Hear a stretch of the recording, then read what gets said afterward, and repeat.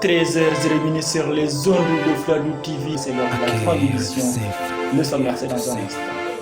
À Kolda, les populations en colère appelaient le refus des gynécologues nouvellement adoptés à l'hôpital régional de Kolda de Suriname et une décision très mal active de la part des populations de Kolda qui crée directement le chaos suivi des manifestations réprimées par des gaz lacrymogènes de la part des policiers. Une situation que nous suivrons dans ce journal.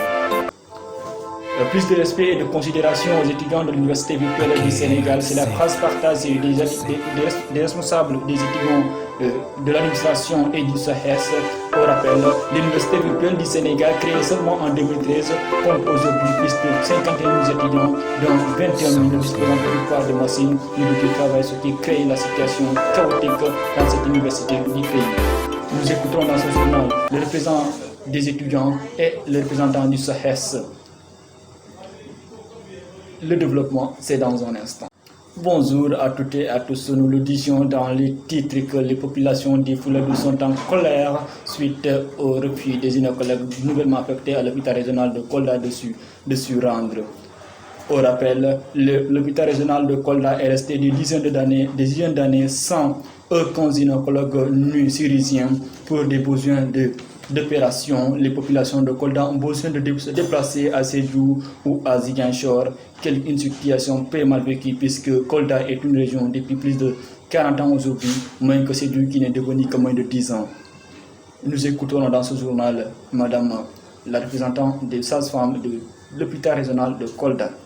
L'hôpital régional de Kolda souffre de personnel sanitaire. Non, à la place d'une marche pacifique, les autorités refusent et autorisent aux policiers de lancer des gaz lacrymogènes sur la population. Déjà, si on blesse les personnes qui sont déjà là, alors qu'il n'y a pas de personnel qui vont soigner ces blessés. Non. Encore les malades qui sont déjà ciblés, on doit tous sortir et dénoncer cette situation. Car les personnes qui sont déjà là ne sont pas les habitants de Kolda, ils ne sont pas là, et leurs parents aussi ne sont pas là, ils se sont tous dans leur localité respective. Alors, c'est à nous Kolda de se lever, puisqu'on a vu, mais pour faire scanner aux lésions, on est obligé d'aller à Sédhiou. Et encore pour faire une opération chirurgicale, on est obligé de se rendre à Ziguinchor. Et pourtant, n'oubliez pas que Kolda est une région depuis, et que Sédhiou c'est hier même qui a eu une région. Donc, la différence, c'est qu'à Kolda de se lever et le combat est un combat pour toute la population. Donc disons-nous et insistons, même si nous devons nous mourir, nous sommes prêts pour quand même sauver cette situation. Après l'hôpital régional de Kolda, nous y rendrons à l'université virtuelle du Sénégal, plus précisément à l'ENO de Kolda, où le représentant des étudiants de la promotion 7 et l'ensemble des étudiants de l'IVS ont tenu un point de presse le jeudi dernier. L'objectif, dénoncer le mauvais fonctionnement de l'enseignement supérieur, à savoir la lenteur du calendrier universitaire, la non-disponibilité des bourses, la non-réception des zénons et encore l'inefficacité du système. Dans ce très remonté, les étudiants de l'Université virtuelle du Sénégal dans tous les 13 zénons du pays, comme ici à Kolda, ont tenu aujourd'hui un point de presse. L'objectif de dénoncer les mauvais fonctionnements du gouvernement et de l'Université virtuelle du Sénégal, à savoir la lenteur du calendrier universitaire.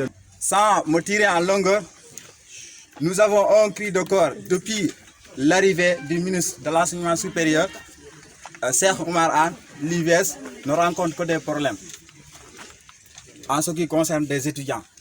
De ce fait, il avait promis de points qui va résoudre ici à l'IVS, alors que jusqu'à présent on ne voit rien du tout. Rien du tout, rien. Ah oui. Il avait promis à l'IVS que dès la nouvelle promotion orientée, c'est-à-dire la promotion 8, les outils de travail vont être disponibles à temps. C'est ce que nous ne voyons pas jusqu'à présent. Ah oui. Et c'est à déplorer. Ah oui. Et il avait dit que la livraison des zénons vont être livrés. C'est-à-dire tous les zénons qui étaient en construction devront être vraiment livrés par l'État. Jusqu'à présent, c'est ce que nous ne voyons pas.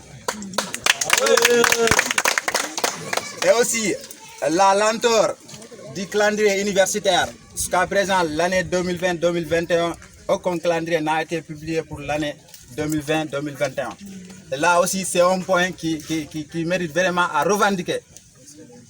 Et aussi, nous exigeons la disponibilité des outils de travail de la promotion 8 à l'immédiat. Ce ne sera pas le seul point que nous allons nous accentuer, mais plutôt, encore une fois, le démarrage de leur cours spécialité. Et aussi, encore une fois, l'administration de l'IVES, nous lançons un appel solennel à l'administration de l'IVES de mettre pression à l'État. Si et seulement si, dans 48 heures, nous n'avons pas eu gain de cause, des réponses satisfaisantes, nous allons passer à la vitesse supérieure. Les outils de travail de la promotion 8, c'est primordial. Parce qu'un étudiant qui n'a pas de machine, qui n'a pas d'outils de travail, c'est comme si un militaire qui part à guerre sans protège. Et aussi, l'État est le seul coupable de ce retard à l'IVES en général. Est le seul coupable du retard ici à l'IVES. Tout simplement, ils ont orienté le tiers des nouveaux bacheliers ici à l'IVES, le tiers des nouveaux bacheliers, je dis bien, le tiers des nouveaux bacheliers. Jusqu'à présent, il n'y a rien de nouveau par rapport à ces étudiants-là. Ne laissons pas ces gens manipuler notre avenir, car tout simplement notre avenir est en jeu. Ne laissons pas ces gens manipuler notre avenir. Si le ministre de l'enseignement supérieur, s'il ne peut pas...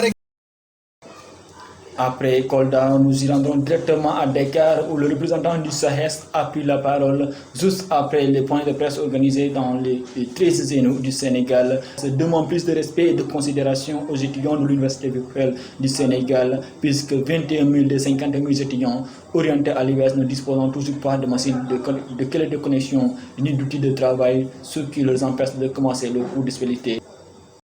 Avec un effectif de plus de 30 000 étudiants en 2019, en plus des 21 000 bacheliers nouvellement orientés à l'Université virtuelle du Sénégal, l'UVS est devenue en 7 ans la deuxième université publique du Sénégal en termes d'effectifs.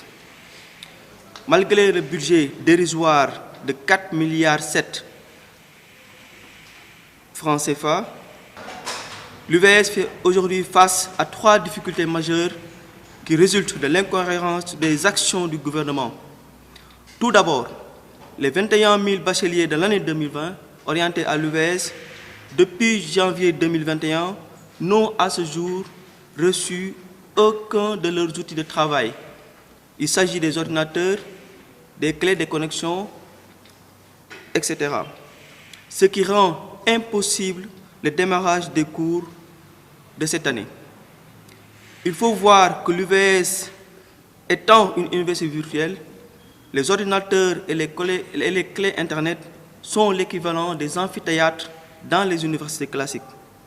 Ensuite, la section SAES de l'UVS tient aussi à informer et alerter l'opinion sur le fait que la prise en charge des 50 000 étudiants avec un budget aussi faible entraîne un déficit chronique de personnel administratif, de personnel enseignant et d'infrastructures technologiques. En réalité, le déficit de financement de l'UVS est non seulement structurel, mais aussi croissant. La section SAES de l'UVS a estimé le gap de financement à 3 milliards de francs CFA déjà en 2018 et à 4,3 milliards en 2020. Autrement dit, la subvention de l'État couvre en réalité à peine 50% des besoins de l'UVS. Enfin, à tout ce qui a été précédemment dit, s'ajoute le retard important dans la livraison des zénos, espaces numériques ouverts. À ce jour, seuls 5 ENO sur 45 ont été livrés. Étant donné que nos examens sont faits sur table, l'UVS se trouve dans l'impossibilité d'organiser les évaluations dans les délais requis. Et la conséquence en est tout simplement l'allongement excessif et anormal de l'année académique.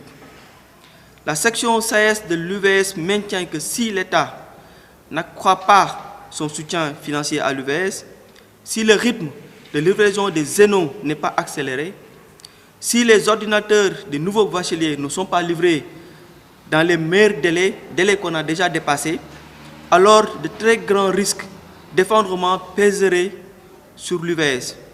Au-delà de l'UVS, cet effondrement affecterait non seulement tout le système national d'enseignement supérieur, mais aussi le pays tout entier, compte tenu en effet du maillage du territoire national de l'institution.